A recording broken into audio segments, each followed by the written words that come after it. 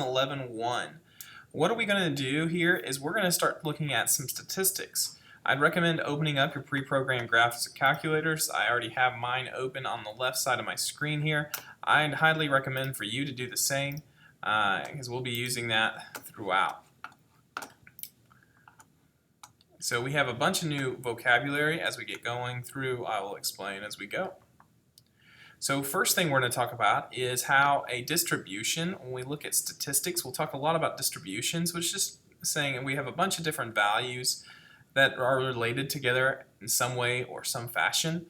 If we wanted to talk about those, we could say they're symmetrical, that is, if the values are evenly dispersed, or they could be skewed. In this particular one, we'd say it's skewed left when we have a tail of values going way out to the left but not to the right. So this one was evenly distributed, not this one. This one has a lot more going left, or a tail looking thing going left, so we'd say it's skewed, or it's negative or left skewed distribution. A positive or right skewed distribution would be if the tail went right. So that's an idea of, and you can get through here some more of the nitty gritty of the definition, but that's an idea of skewed distributions or symmetrical distributions. So when we look at these, there's going to be different type of summary statistics we might choose, and it's all going to depend on the distribution. So these are just some general overview, but I'm going to walk you through how we would find these using our calculators. So on example 1, we want to look at this. It says a person's golfing. 20 members of a golf team actually hit a golf ball as far as they could. So each one of the 20 hit a golf ball. The table shows the distance each team member drove his or her ball. Construct a histogram and use it to describe the shape of the distribution.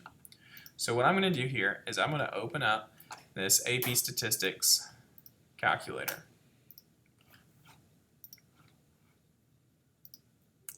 And I'm going to make it a little larger here so I can see better. And what we're going to do is we're going to type in these 20 values into my data set. And I'm just going to leave it all as X. So I have 185. Another 185, then a 190, 190, 190. Got the first 5 in. Now 200, 200, 200, 200, 200. That second row is pretty easy. Now we have a 210, another 210, 210, 210, and a 210. Okay, so that one was easy as well. 5 all 210. Now we have a 215, 215, 215, 270. And 280. Two people really know how to drive that golf ball. So I have my values in here. There's the 20. Now we're going to create what's called a histogram. So once you have your data set in, if you want, you can minimize that, but I'm going to go to univariate. That just means there's one variable we're looking at. We don't have two things going on, only one. So when I open this up, I want to see the histogram. So I'm going to click that and then click this box. And what happens is our Desmos shows us kind of like the box graph of our data. So let me scroll over here.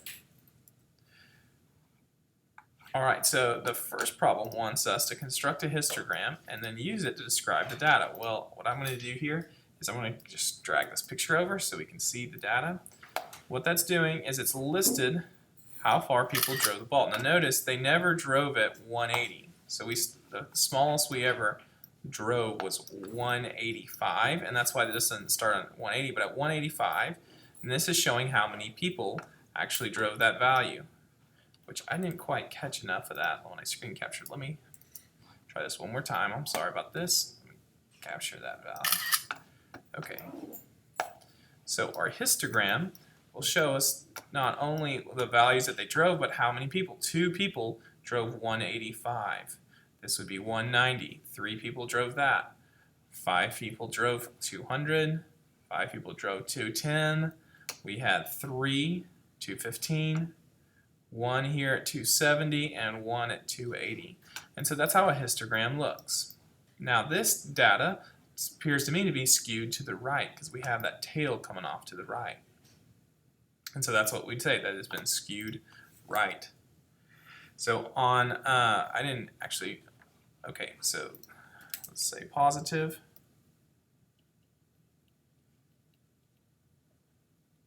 Or skewed right. Now in part B it says, Summarize the center and spread of the data using either the mean and standard deviation or the 5-number summary. Justify your choice. Okay, so it's saying pick between the two. And so when I scroll down over here, you have all these values that it's talking about. So first we have 20 total values. Here's the mean, that means the average. So grouped together, we will have mean, and you will see this symbol, it's mu, is actually what the symbol is, mu, but we call it mean. The mean is 209.25 yards. That's our mean. This standard deviation, we'll take this symbol here, and we will say the standard deviation, which we'll get into in the following days, what that actually means, is 24.6 yards. Now the so there's the mean and standard deviation, or the 5-number summary. Now what's the 5-number summary? It's these values. We would say the minimum here is, that was the smallest value, was 185 yards. The quartile, which some people just call Q1, the first quartile is comprised of 195 yards and less. The median, or the middle, which would be 205. And then we have a quartile 3, Q3, which is 212.5.